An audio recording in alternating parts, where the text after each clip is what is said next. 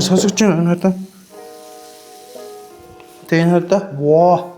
Камбоча кафе тавтамаар л за тэгээ янз янзын эсгсэн хүнс эсгсэн ундаа янз янзын гоё хэлцүүлж байгаа. Тэгээ бүгдээрээ эрүүлэндээ сайн. Манайхан бүгд сайн. Манай гэр бүлийн пробиотиктай хүнс болон илүү одоо carnivore дэглэм бариад манай гэр бүл бүгдээрээ бараг 15-25 хил ассан. Тэгээ маш богино хугацаанд 2 сар явцад.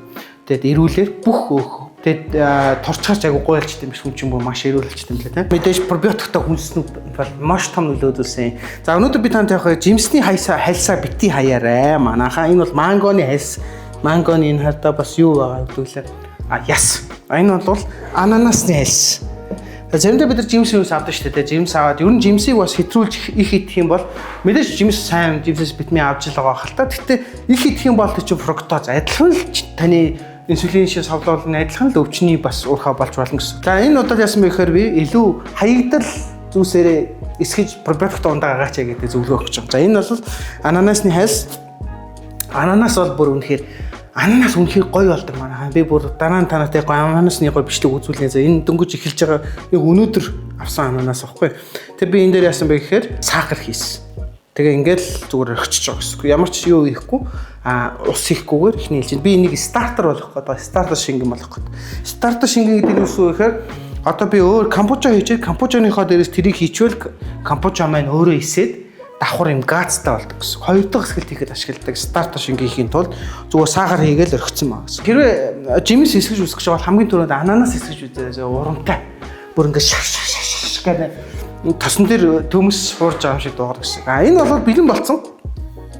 Энэ асуултыг 7-8 хоног эсгсэн байх гэж бодож байна. Тэгээ би бас бичлэг хийж чадахгүй хөрчөнд байлгаж байгаа гаргаж ирж байгаа. Тэгэхээр газ нь бол буусан баг. Тэгтээ маш гойсон байх хэвээр. Ямар ч хөөх зүй байхгүй. Бүх шинж тэмдгүүд нь байгаа. Юм байгаа гэсэн. За тэг бүгд хамтдаа задлаад сууж үзнэ. Энэ дуурж сонсож байна. Энэ хадаа би танд харуулъя. Энэ сонсогч байна хадаа. Тэгээ энэ хадаа воо. Тэтэшиг хөөрж байгааг харж байна уу? Яа, за энэ ихгүй юу? Энэ бол ферментлэгдсэн гэдгийнхаа шинж. Энэ бол бид мангого идлээ хальсын авлаа, мангоны хальсыг ямар угаасаа идэв шүү дээ. Мангоны ясын угаасаа ямар идэв шүү. Тэгэхээр тэр хоёрыг сайхан шилэн тийгээд тэгээд дээрээс нь сахар хийгээл тэгэл гоё та нарын амьсгалдаг тагаар таглаад тэгээд нэг 5 хоног болчих. 5 хонуулангуутлаа битүү таглаад нэг 2 хоног болчих. Тэгэл ийм гаацтай энэ үнхээр гоё болсон байх шүү. Би одоо амснаа. Лимоны опшиш мангоны хальс голтой пробиотик ундаа.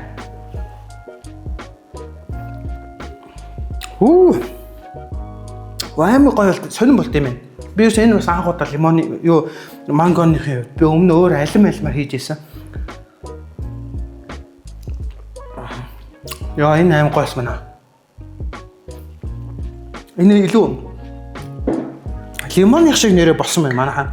Маш чихэртэй байсан шүү. Чихэр бүр байхгүй. Энд бол бүрээс ямар ч чихэр алга. Энэ бол яг гоё эсээд агүй гоё болсон. Тэгээд энэ манайхаа нэрээ бас нэг амаг юм эсгээд фермент хийгээд тахаар арх ууж юм шүү дээ. Би бол ерөөсөө арх уудаггүй.